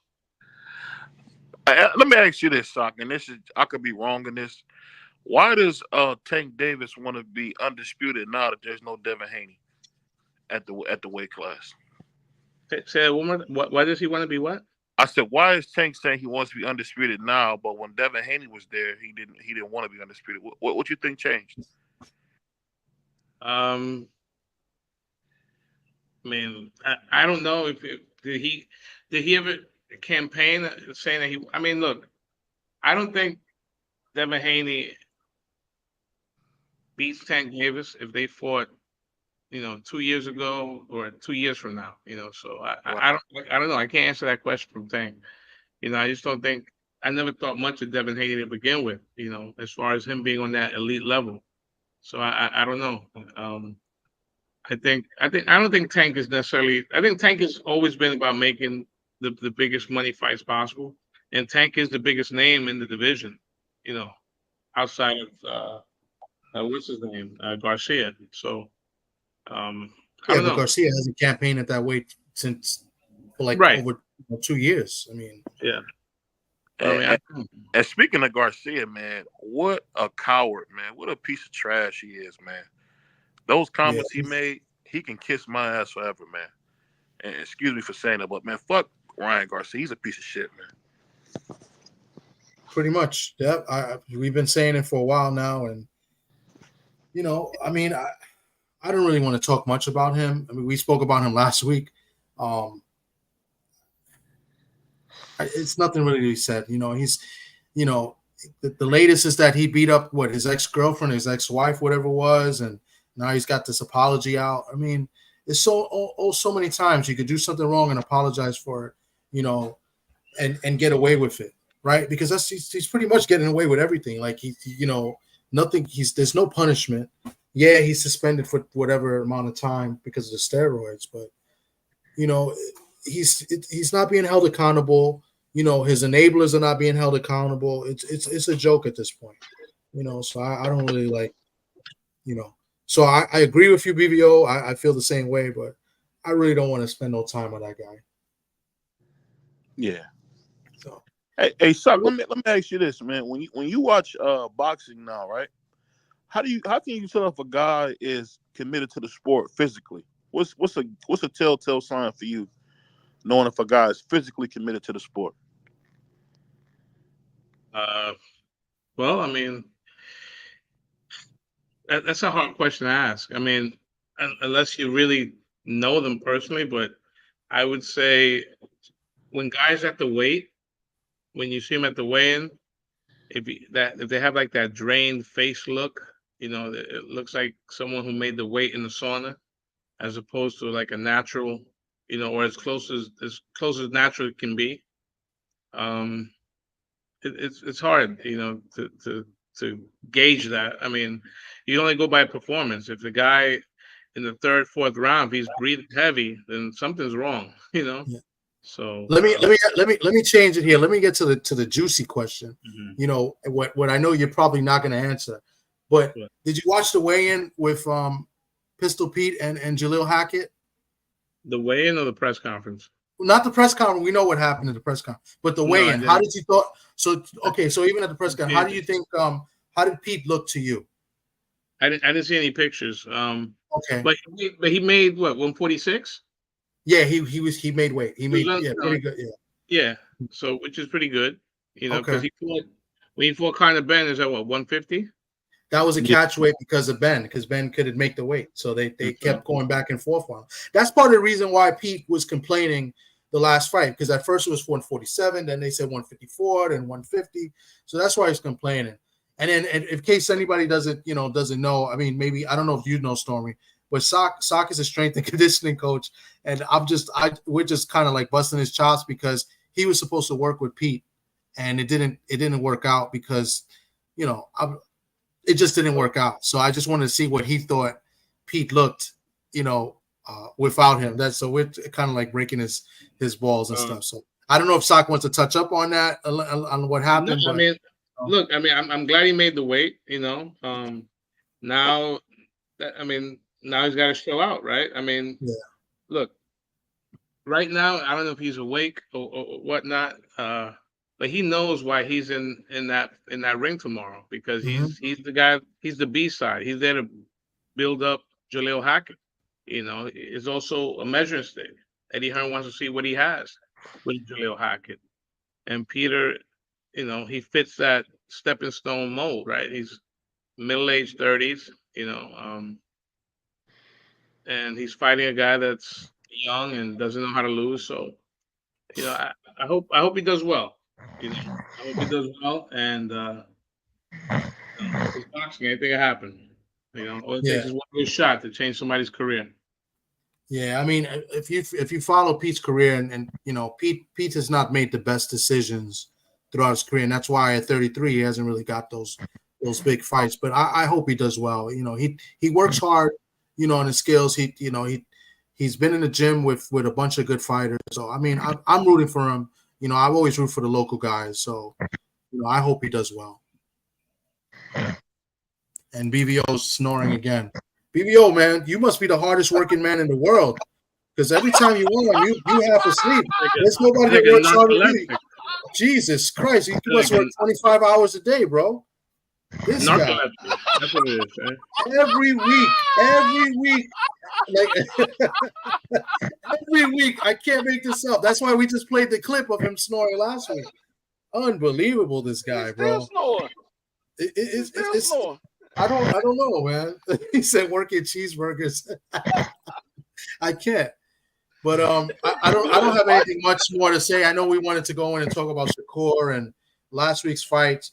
You know, the other thing I wanted to talk about, we don't have much time, but I wanted to talk about the robbery. You know, Shockey Foster clearly robbed. I'm gonna mute this guy's the worst, bro. I can't. Ave Maria. Bendito sea Dios, man. But real quick, what do you guys thought? I mean, the obvious. I don't know if anybody here actually thought Rob's son won, but I'll ask. I thought he won 11. I thought he won 10 rounds easy. I thought it was 11 to 1. You know, it should have been, and it's just crazy how one judge gave 8 rounds to Conceição when I thought he only won 1. So I don't know if anybody else here thought maybe, you know, it was a closer fight than what it was, but I did. I'm not gonna lie. I thought it was closer than what you saw it. Because I didn't watch it live. I was listening to somebody commentate the fight, and when they commentated the fight, I was like, oh shit, O'Shaquie giving up the later rounds. So and then the next morning, everybody was like, O'Shaquie got robbed. And so I went and watched the fight. Okay. And when I watched the fight, what I saw O'Shaquie on his back foot majority of the fight. I saw Robert Conceição threw a lot of shots, although a lot of shots was not landed. He was the busier fighter.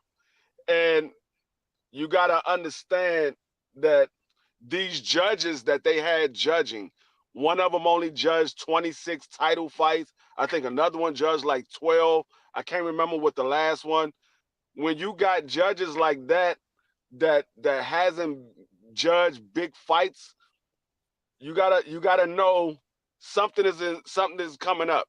Something is coming up. And I think O'Shaquie didn't do enough to win over the judges because they saw O'Shaquie on the back foot and they saw Robert Conceição pressing the action. And like I said, although Robert Conceição landed like 30 punch less than what O'Shaquie did, and he threw like 200 more than what O'Shaquie did, it's still the activity is what the judges was looking at. Because you got to remember, the judges, they sitting right up under the ring, and they only have a certain view that they got. Each judge got a certain view that they got. So what we see, we have the privilege of looking at it on TV or looking at it on the big screen. They don't have that privilege to see what we see. So when you see a guy that's always on the back foot and the other guy's pressing the action and he's throwing a lot of shots, it tends to sway the judges a little bit. Not saying that it was right or anything like that. I understand why the judges judged it the way they did. Me personally, I said O'Shaquie won it by like 1 round, maybe 2 rounds, but that's what I saw. And because he was on his back foot and Conceição was taking it to him. And there was one point in that fight where O'Shaquie kept getting hit with the overhand right. I'm like, dog, you got to move your head. You just getting caught with this overhand right. It was like, I think it was like 4 shots in a row. He got caught with the overhand right. I'm like, dog, you got to move your head. Move your head. So that might have been the only round that he won. I mean, like I said, I just saw. I watched it both ways. I got the chance to watch on TV, but I was there. So just like the judges, I was watching it live too. Now maybe my angle was not the best, or not the same as some of the other judges as they're scattered around the ring, but I was there live, and he, to me, Oshaki won 11 rounds, 10 rounds easy. So I don't know, D Free. I disagree with I'm gonna tell you like this. Before the judges' cards was read, we had called the fight live. It was on me and BBO channel. Crush was calling the fight. Marky Dan was up there, BBO and myself. Before the cards was read, we went around and said, "Hey, what you had to fight?" Crush had it a draw. I had it a draw. Marky Dan had a split decision for Kasekiao. How can he have a split decision? You'd say winner or loser. He can't judge for all three. I'm just telling you what he had. He said a split decision. No, he said what he thought it was going to be. He said because we were saying what we think was going to happen. And I said I believe it's going to be a draw. Crush said he believed it's going to be a draw. Marky Dan said he believed it's going to be a split decision for Robert Kasekiao. I can't remember what BBO said, but then the scores was read and it was a split decision for Kasekiao. I just don't see how people saw that, because being there live, you saw the excellent defense that Oshaki showed. He blocked so many of those punches. Kasekiao had a bad habit of throwing that jab to the body, and he was like off balance every time, like he threw the jab. Falcone, who's sitting next to me, was saying the same thing, and he was the one doing the fight call next to me. Well, then I'm watching the fight, and he thought it was a clean sweep. He thought Foster was going to stop, Robson, because he thought he hurt him a few times. But I just don't understand how people saw it that close. I don't get it. But you see what you see, I guess. I mean, I'm not mad at what you say. I mean, that's your opinion. Like I said, I had Oshaki. I had him winning. I called it a draw. I had him when I went back and watched it. I think I had him win by 1 round. I think he not 1 round. I'm sorry, 2 rounds. It was 7. Yeah. I had it 7-5. When I went back and watched it live, I had it 7-5. So I'm not mad that what you said, because a lot of people said the same thing that you say. So I can't see what you saw. That's your eyes. I'm only going by what I saw. And like I said, because we have so many controversial decisions, I try to put myself in the judge's shoe. I'm like, okay, what are they looking at? Because it seems like every week we have a controversial decision. So I'm sitting there looking, I'm saying, okay, what are these judges looking at? And what I notice is they judging for somebody that's coming forward throwing shots, whether they land it or not. That's what they judging on. They judging on the person that's coming forward and throwing a lot of shots. So when you realize what a lot of these judges are judging, you got to say, okay, well, I know how this shit is going to go, because one person is throwing a lot of shots coming forward. The other person is usually on the back foot. And me personally, I put the blame on this goddamn corner, because you knew who the goddamn judges was. You knew they was relatively rookies at judging big fights. You should have told Oshaki, you need to get this man out of here, or at least try to get him out of here. You're giving up too many goddamn rounds. You letting him come forward. Establish your dominance in this fight. Establish your dominance. Because I hear people always say it's the style that makes the fight. No, it's not. It's who can impose their style that makes the fight. If you are a boxer and I'm a brawler and I can impose my style on you, 9 times out of 10, I'm going to win that fight. If you can impose your style on me, 9 times out of 10, you're going to win that fight. It's not the style that makes the fight. It's who can impose their will on the other fighter. So Oshaki allowed Kasekiao to impose his style of fighting. Oshaki stayed on the back foot instead of making Kasekiao stand in the center of the ring. Because when he was in the center of the ring, he was outboxing Kasekiao. But he allowed Kasekiao to push him to the ropes. Anybody else went? Well, BVO Osaka stepped away. BVO snoring. I don't know if he's. I just unmuted him. Stormy, I don't know if you want to add to it. Oh my God, he's done. Well, I'm listening in, and I don't know. I still stand by about the bad teaching and the bad students, man, it's not going to improve until someone takes accountability. You have to recognize that there is a problem in order to get on track to correcting the problem. If you're in denial about it, you're going to continue to go on and on. You can have all these arguments with people who produce content and critique your work and things like that, but the only blood pressure going up is your own, because Yeah. you're not resolving what's the issue. You know, there's a reason that a mirror at one point in time in our existence was referred to as the vanity. You know, if you look up what vanity means, you'll understand acutely, because a person who has a certain perception of themselves, it doesn't reflect what the world sees, but it's personalized. And the way that you personalize your perception, the internet has allowed people to take the vanity and almost expand that into how they are known or exist. It's almost like an alternate reality, because you're here and people can become familiar with you here, but people who know you in real life, they may see you in a different light. You know what I mean? And fighters, it was once said by Mike Tyson, who got it from Custom Auto, is like, they're the greatest liars in the world, because they have to give you the impression that they're tough at all times. They have to give you the impression that they're capable and they're assured of themselves, that they don't feel pain, that they're okay and they're good.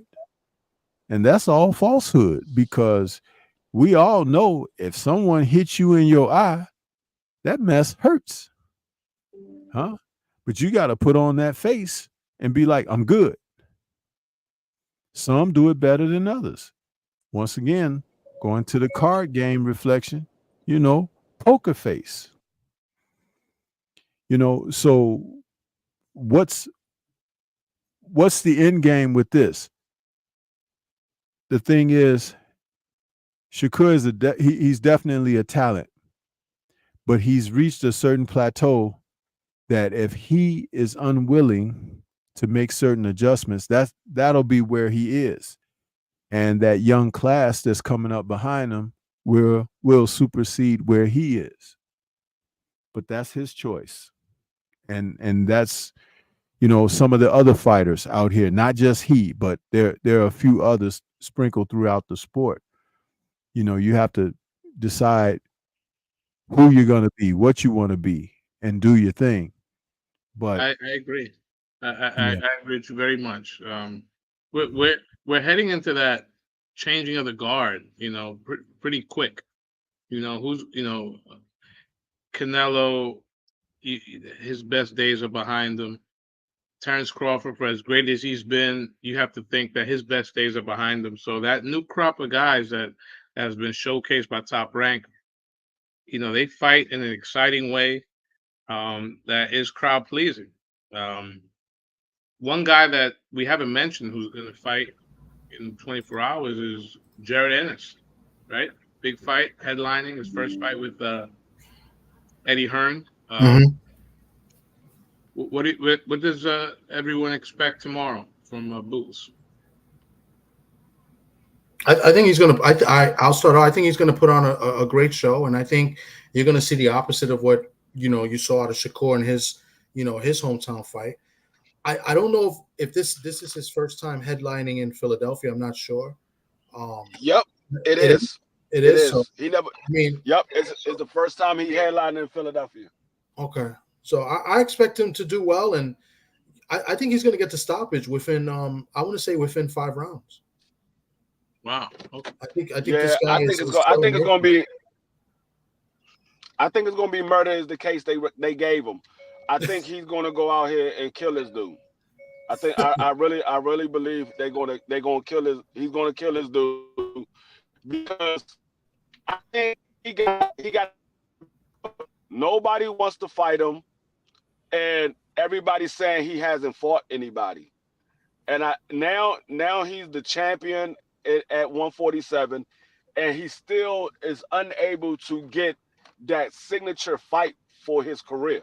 He wanted to get in there with Bud. He wanted to get in there with Earl. He wanted to get in there with Sean Porter, Keith Thurman. None of those big name guys wanted to pass the torch on to the young guy. So I think he's going to go in there and show everybody, this is the reason why nobody want to get in there with me. And Philly hasn't had a big card in Philadelphia in a while. And I think he's going to put on a hell of a show, because David Abenizin, he's going to come at Jaron Boots. He's not going to be like Kern and bounce around the ring. He's going to come at him. If he fight a similar style the way he fought Bud Crawford, I think it ends inside of 5 rounds. I think it ends inside of 5 rounds if he comes in that same style. If he tried to box with Boots, it might go a little bit longer, but it'd probably be going to go like 7 at the max. I think 7 at the max. I wonder if the ring rust, because it's been over a year, right, since Boots last fought. I think about a year. And also that he's able to, focus. Even though he's fighting at home, and the responsibilities of fighting at home, of trying to be a showman more than be a fighter. The obligations that we have when you fight at home. Getting tickets for everybody, and hopefully, it's a good showcase for him tomorrow. Because we need stars in the sport, and 147 is his. I mean, right now it's his for the taking, and he can rule it for as long as he can still make the weight. And it'll open up for bigger, better fights 2 years from now if he decides to go for 54. But I expect I expect a knockout performance tomorrow. Yeah, I believe if he's that fighter that everybody believe that he is, I think we're going to see it tomorrow. I think Boots is one of those guys that he takes his craft very serious. I think he takes his craft very serious. We never hear about him out at the clubs or anything like that. We never hear no negative light when it comes to Jaron Boots Ennis, like we do with some of the other fighters. I've never heard his name in the news at all. So I think he take his craft serious. I think his father raised a fine young man, and I think he's gonna go out here and show the reason why nobody wants to get in the ring with him. And like I said, if he's that fighter that we believe he is, that's what he's gonna do. He's gonna show the reason why nobody wants to get in the ring with him. Yeah, for sure. He comes from a fighting family. He actually stole some of my thunder. I think his father has him well grounded, and he's probably. I mean, I've heard Breadman Stephen Edwards say that he's the best fighter they've had, since Bernard Hopkins. So wow, to Philadelphia. So, big shoes to fit, big boots to fill for Boots.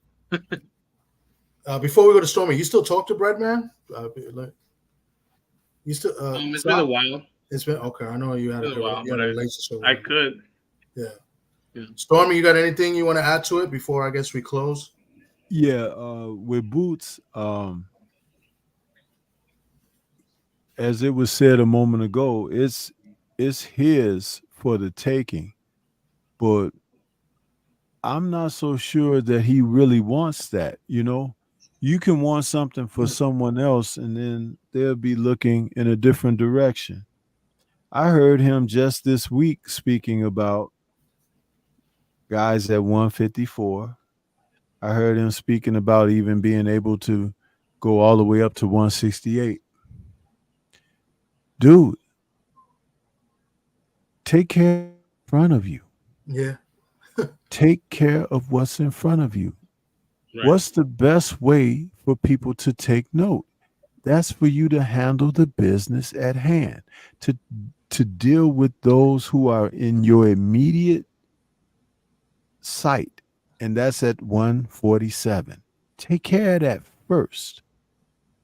You ended up with a title because you didn't accept or push for a title shot when it could have been there for you and everything. But now you're a titleist, but not necessarily a champion because you didn't win the belt in the ring. So you got to establish yourself. Mm-hmm. You got to, and this is no hate speak. This is actually honest speak, because I like the young man. And I remember the first time I saw him, and it's interesting because everyone is saying the same thing now. But I don't know how long it was ago now, but I remember speaking. I said, this young man, he has Roy Jones-like talent. Seems like a lot of people have said that since. I'm not trying to say I'm the first one to say that. Yeah. But when I first saw him, that was the first thing I said. And I hadn't heard that before. But one thing about Roy is when he was at his best, he sought out challenges, to, oh, is that guy the guy? Or is that guy, and he went after that because he was looking to establish himself, his place, his name, and things of that nature. It's kind of hard to pinpoint where some of these young men, what their motivations are. We know he's been out of the ring for a year. Some of that could have been due to the promotional problems or something like that. But he still wasn't that busy before that, It's time to do something. There's guys out there who have names that are floating around in the sport. Take care of those guys. Get rid of them. Jamal James is still out there. Stanionis still out there. Yeah. Rashidi Ellis is still out there. Fight those guys. Get rid of them. Especially people think like you can take them easily, but just fight them anyway. Because once you've conquered those mountains, then people will say, well, what's up next? And that's fine. But to have not taken care of the business at hand and talking about what may be at the next division and everything already, that's kind of like, putting the cart before the horse, I feel. So, but those are my thoughts, those are my thoughts. No, it's excellent points you make. Yeah, absolutely. He's you look at 47. There's not much there. Stantonius is probably the guy that you kind of feel the most for because he had those fights with Virgil Ortiz fought them. There's not much there. He's supposed to rule 147 for the next 2 years at least. And hopefully, he gets about in the next 2 years. You want to see him fight at least 6 times. Well, Eddie, I think Eddie's going to keep him active. It's just that's the other thing is the the Eddie jinx, right? That homecoming fight. Guys have not looked too good. What is the Eddie jinx? What is the Eddie Hearn jinx? The Eddie Hearn jinx when they signed the first fight, the initial fight. The last few fights they haven't looked good. You've seen Matias. That was his first fight with Matchroom. Okay. Lost. And then before that, even though he won, but he didn't look good. Regis, that was the first fight also of his deal. Okay, he didn't look good either. I can't think of any others, but I just those two in mind right away. But I don't expect that tomorrow. But if it is, you got to start thinking. He might be the mush, right? The matchroom mush, the jinx. So. Yeah, I think I don't know if it was his first fight, but he had that the British dude that got knocked out by the Mexican. Can't think of his name. Recently? Yeah, about 2 years ago. Mexican dude went in and knocked out the Brit at home. In UK? Yes. And which is crazy because the Mexicans, they've been dominant over there. I think that the record against UK fighters in the UK has been. I don't think they've lost a fight, or maybe it's like one loss. It's really lopsided. Yeah, I think he'll keep him active because there's a lot of UK fighters that's at 47 that's over there. They ain't getting no exposure over here. So I mean, if Boots can't get a fight over here, he'll definitely have a UK fighter that's ready to get in the ring. And the original opponent, Crowley, what was his thing? Is it an eye injury? Yeah, it was an eye injury. It was nervousness because he had No, already. I don't think so. I don't think he had already turned the fight down one time prior to that, and then they finally convinced him to take the fight, and then it was the eye injury. Okay. I think he was just nervous. I think he had a nervous twitch in the eye, and he couldn't correct it. Well, 147 is kind of limited right now, but there are fighters there, and there's guys at 140 that could fight at 147. I mean, so we got Brian Norman Jr., who I like. He's at 147. I think he's got a title right now.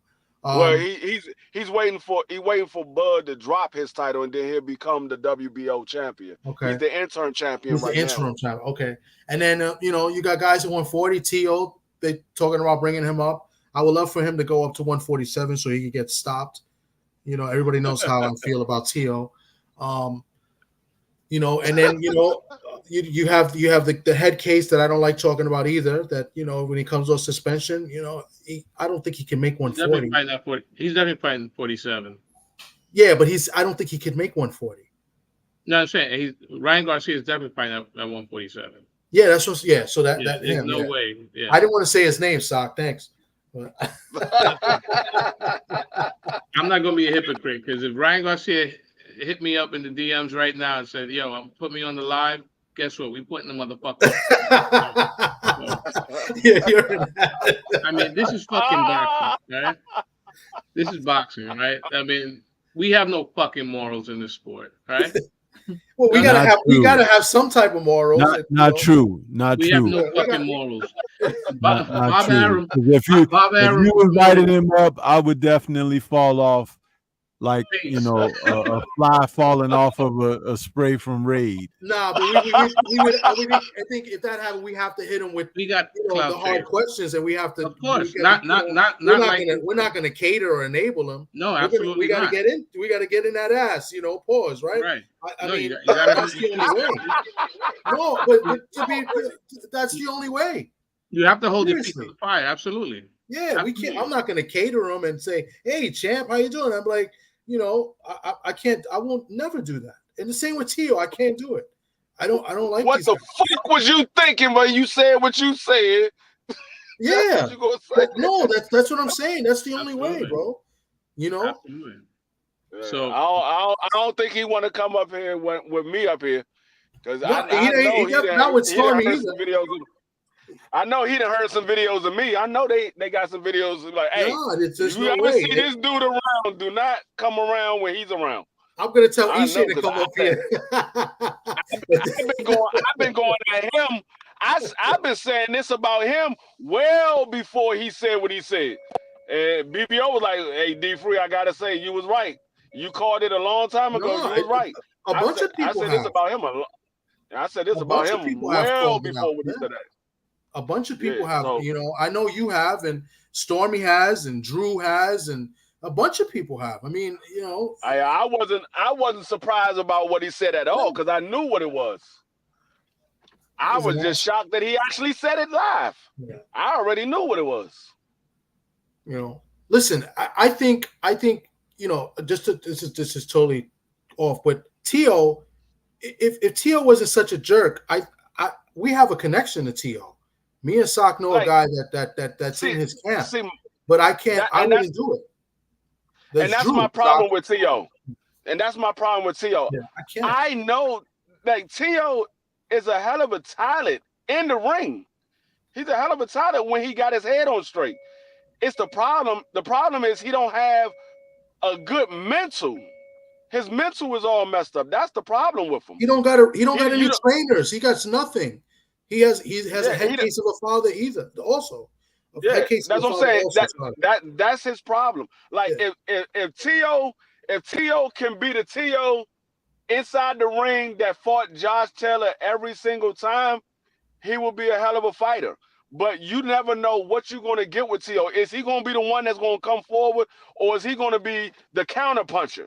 Because he's a better fighter when he's the counter puncher, but when he's the come forward fighter, he's horrible. He don't know how to cut the ring off or nothing. He's horrible when he comes forward. But that's what I said. When his head is on straight, he's a hell of a talent. It's just the problem. His head don't be on straight 75% of the time.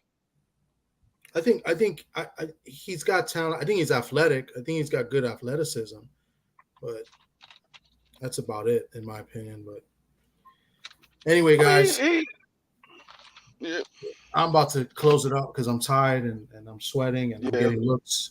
But Stormy, I really appreciate you coming on and speaking with us. This means a lot. You know, you broke down some good things and made some great points. You know, I'm sorry that BVO like always, always. Stormy's the best in the business right now. You know, and Sock, thank you for coming on time for once. Appreciate you. Wow. and D Free, thanks for coming through as always. D Free's always here and stuff. So every Friday we come on, we speak and I like to have the panel. We just talk, have a conversation, and this was good. Even BVO was good as well. It's just I don't know what he does all day that he's so tired. That man, he's supposed to be driving down to Philly tomorrow for the fight. I don't know if he's gonna make it. He better leave early in the morning because if he get past 10 o'clock, he's gonna be asleep behind the wheel. BVO. He's not going to no Philly. That's cap. No, he said. Well, that's what he said. I'm not gonna say he not. I'm not gonna say he is. That's what he said. He said he was driving down to Philly to go to the fight, and he's supposed to be meeting up with Thomas Hill and all them and go to the fight. But he better go. It better be well before 10 o'clock. BVO couldn't even. BVO was in the Bronx last month, and he couldn't even come and hang out with me when I invited him to go to City Island here. It's a City Island. Not even last month. It was in May. We were to go to City Island to eat because I was in City Island for my brothers. My brother got engaged. And I said, yo, come through. I got you to City Island. And BVO likes to eat. I said, come to City Island. I got you. And he couldn't even come out. So I don't want to BVO. Yeah, I mean, I'm just going by what the man say. But I mean, somebody got to wake up that sleeping giant. Well, it ain't me. But so Stormy, I appreciate you. You guys can catch Stormy. I don't know if he left. Stormy, you there? No, I'm still here. I just wrote the message in the chat there. Yeah. I didn't want to talk over anybody, but thank you so much for allowing me to come up and share a little bit of conversation on the subject with you guys. Very great, very good conversation, for what you were touching on. And I'm a person that really loves this sport. When you get into the seediness of it and the stuff that's kind of behind the scenes, that's what makes it hard to love it.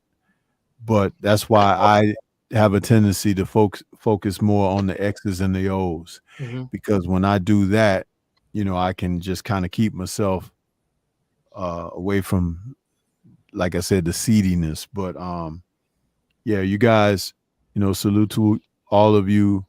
I enjoyed this, and again, Thomas, appreciate you inviting me on, and I wish you guys well. Like to come back and chop it up with you again in the future, Absolutely. But I'm gonna go ahead and lay it down myself. I've been toughing this toothache this evening, and I already took a painkiller. I just need to give me some rest now. You go do that. I appreciate you coming on for sure. Definitely, we do this again. Yeah. Peace to you guys. You guys all take it easy, man. All right, man. Have a good night. Stormy. Thank you. All right. Sock, you got any closing words? Not really. I guess looking forward to Boots doing this thing tomorrow, and William Cepeda, the most exciting lightweight in the world. A really good performance last week. Against a guy that was tricky at the beginning. He fought the same guy that fought Cruz, right? He fought the same guy for Pitbull Cruz that went split decision. Yep. And then I thought he beat Cruz that fight too. So you know, it's. I didn't see the fight at all. Was Roach in his corner in that fight? Who? Freddie Roach, because Freddie Roach was Cabrera? training him the last time. Yeah. Cabrera? Yeah. Yeah. You know, I don't know. Yeah, because I didn't see the fight at all. I didn't see the fight. I heard like Thomas Hill. We was doing a live for the Shakur fight, and Thomas Hill was saying that he was saying Williams Zepeda was down the first 2 rounds, and then all of a sudden he like, oh, Zepeda just stopped him in the 3rd round. He stopped him. I like, That damn. was awkward. Yeah, he's awkward. I'm gonna try to check it out tomorrow morning if anything. Very, very awkward guy. Listen, real quick before I forget. So Keith said 12 o'clock tomorrow. Can you guys do it? Noon? Yep, I'm good. I'm good. All right. I'm gonna set it up before I go to sleep. And I'm gonna send him the link in the morning. But yeah, 12 o'clock, Keith Cologne. Sock, Okay. you good? Because there's no. You said no radio tomorrow, right? 12 p.m. I think I'm busy. At You got a 12. client? Yeah. Oh. Yeah, he said 11:30 or 12. So I said, afternoon. I thought you'd be free early afternoon. Well, it'd be me and D Free. We did the first one. It was us two. So I wanted you to get a chance to speak to him as well. He's a good kid, And and you saw the fight? You got to see his fight? I know D Free saw. No, I didn't. Okay. No. Check it out. It's only 2 rounds, 1.5. I mean, I'm about to say it's only 2 rounds. You'll see the fight. You'll watch it for like 30 seconds and it's over. yeah, he's a good kid. I'm hoping, from what you said that September, I'm hoping he's on that card. Maybe he's on because he's trying to get more fights this year. Maybe 3 more fights, at least 4 more fights. So maybe they put him on that September card. That'll be pretty good. Yeah, hope so. You got to keep these guys active. Yeah. So, all right. Well, we'll touch base. I'll hit you up in the morning if anything. And then D Free, 12 o'clock, I'll text you and I'll send you the link. I'm going to set it up tonight. I got to charge these laptops. I had to switch laptops. That's why I don't know if there was an echo. I had to because the other one was dying. So, thank God Ishe wasn't on because Ishe would have made fun of me again. So, yo, Ishe always got jokes on me, Sock. He always be snapping. Yeah. My service. Yeah, it would have been nice to have him up here as well, but maybe he'll come up now. Something might have happened, but he did message me saying he would come on, but it's all right. All right, guys. Well, that's it. I appreciate everybody that came through. Mo Boxing, thank you for the super chat. Appreciate you. Appreciate everybody come through and share, like, subscribe, pass it along, and and it's open panel. After we cook for a little bit. You guys could jump on too. I know I got Opulent, Josh Sanders, from my view, and Marky Dan, a couple of guys. You guys could come up as well, So it's good boxing talk. You know what I'm saying? So that's about it. Yep. Appreciate you guys. I'm gonna close it out, and that's it. Peace. Did Cam and Mace wake up yet? Who? Oh, Did Cam and Mace, did they wake up yet? That shit was funny, man. Look at this. Set up his offense. He's going to struggle with him. And by the way, the fun fact: Cam's uncle is Billy Giles. Mm-hmm. Who's Billy Giles? He's a trainer. Was he a trainer? Yeah, he was a trainer. Yeah. Hector Camacho's first trainer. Yeah. And trained Paulie Malignaggi and stuff. So, yeah.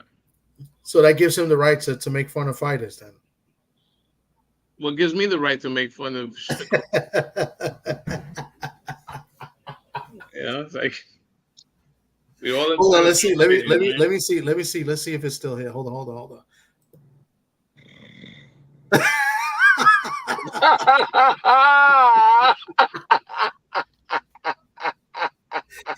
Yo, man, I can't with this. How does he do it? I don't know, man. All right, guys. I'll talk to you guys later tomorrow. Champion of the world. Shout out to TD Sports. TD Sports. Let's go check.